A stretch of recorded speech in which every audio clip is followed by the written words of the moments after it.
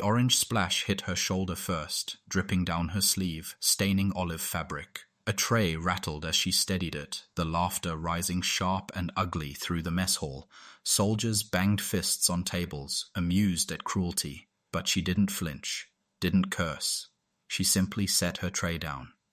30 seconds later, every one of them was face down on the tile. If you believe respect is earned in silence, type honor. It had been an ordinary lunch hour at Fort Bradley. Trays clattered, boots echoed, and recruits jostled in noisy groups, their chatter filling the concrete hall. No one paid much attention to the woman in fatigue pants and a plain olive shirt as she collected her turkey sandwich, fruit, and coffee. She wore no insignia, no patches. To most eyes, she looked like a civilian contractor, another tech or admin worker passing through. But a group of 5 recruits at Table 7 noticed her, and they were bored. Private Henderson leaned in, smirking. "Look at her. Bet she's never been in a real fight." His buddies laughed too quickly, eager to belong. When she passed their table, Henderson accidentally bumped her tray, sloshing coffee across her meal. "Oops," he drawled, grinning. Before she could react, Private Martinez tipped his orange juice directly onto her shoulder. Liquid ran down her back. Laughter exploded. "Careful, ma'am," another sneered. "Don't slip." All eyes turned. Some soldiers frowned, debating whether to step in. Most stayed quiet, curious how this would play out. She didn't shout, didn't even glare. Instead, she placed her tray neatly on an empty table and straightened. Her eyes swept the room, not nervously, but calculatingly. Angles, exits, obstacles. The recruits mistook her silence for weakness. Others, however, seasoned sergeants scattered around the room, recognized something different.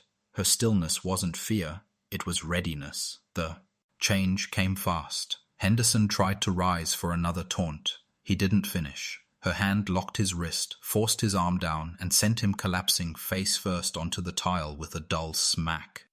Martinez lunged clumsily to grab her. She pivoted, swept his legs out, and dropped him flat on his back. Air whooshed from his lungs as he hit the floor.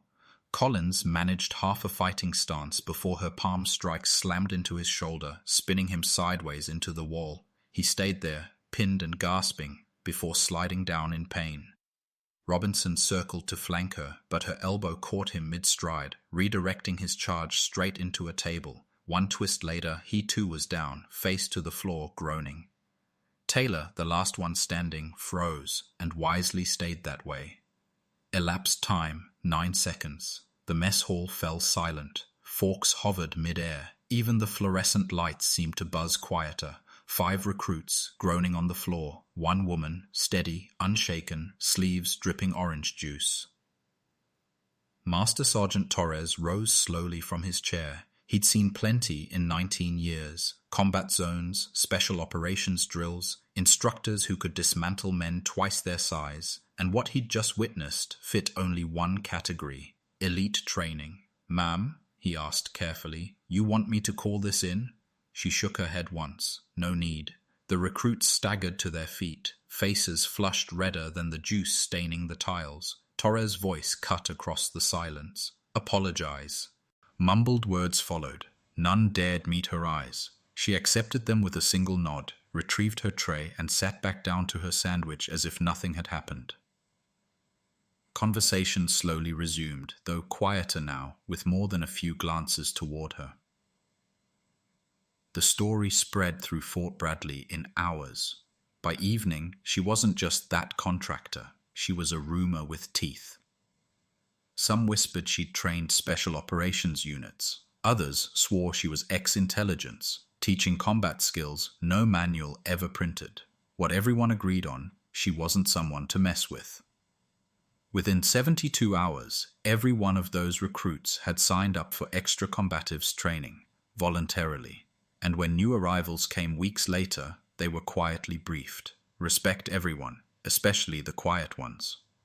The orange juice stain on the floor vanished after a janitor's mop, but the memory didn't.